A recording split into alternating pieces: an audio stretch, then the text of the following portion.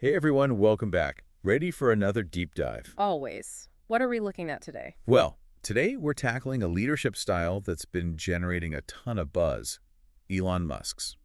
Oh, interesting. I'm intrigued. He's definitely a polarizing figure. He is, and that's part of what makes him so fascinating to study.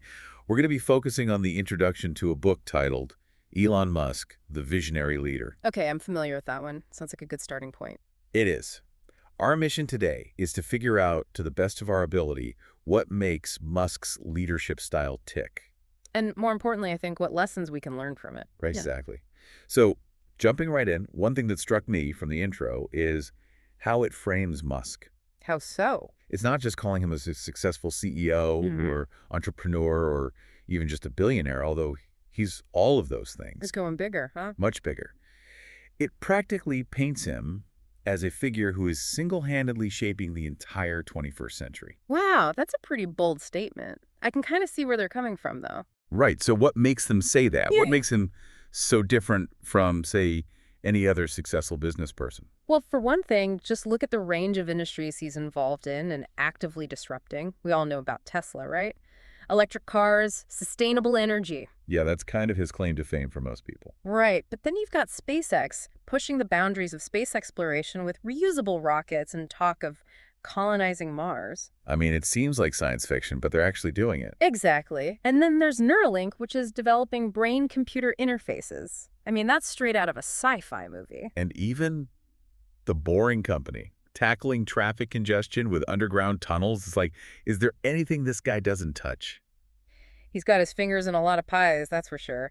And the text emphasizes that it's not just about profit for him either. That's a key point, yeah. It seems like he's not just chasing dollars. He's got this bigger vision in mind. Absolutely. They argue that Musk is driven by a deep desire to solve some of humanity's biggest challenges. Take Tesla, for example. Sure, it's a successful car company, but the underlying goal is transitioning the world to sustainable energy. That's a massive undertaking. Mhm. Not just about selling cars, it's about fundamentally changing how we power our lives. Exactly. And then you layer on SpaceX's mission, making humanity a multiplanetary species. That's not just about space travel, it's about ensuring the long-term survival of humankind. Wow, yeah. Talk about a long-term vision. It's definitely a different level of motivation than just maximizing shareholder value. Totally. And you rarely see that kind of ambition, especially on such a grand scale. It makes me think about the challenges I face in my own work. Maybe I need to think bigger. I hear you. And it leads perfectly into what the text calls visionary leadership, which is basically the core of Musk's approach.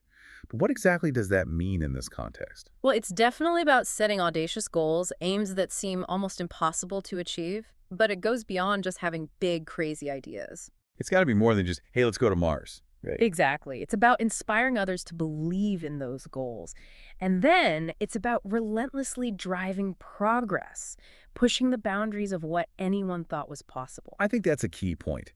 It's one thing to have a vision, but it's another thing entirely to rally people around it and make it happen. Totally. The book is going to explore how Musk does that, which I'm super curious about. Yeah, the how is what makes this whole thing so fascinating. There's this story in the intro, actually, about Musk setting a ridiculously ambitious timeline for SpaceX to develop a reusable rocket. I think I remember that.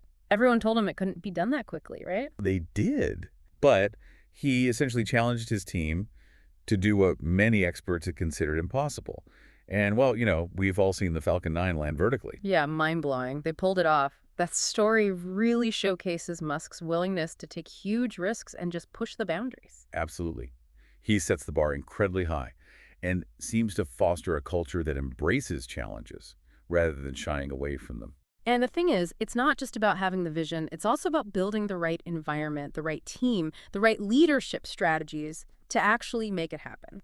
Which brings up another point. The text makes this stuff isn't just relevant for people in Silicon Valley or the tech world, right? Definitely not. It's about the underlying principles.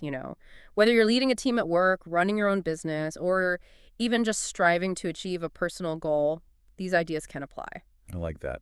It's about setting bold goals, finding creative solutions to seemingly insurmountable problems, and inspiring others to join you on the journey. And maybe having a bit of that shoot for the moon mentality. Even if you miss, you'll land among the stars. I love that quote.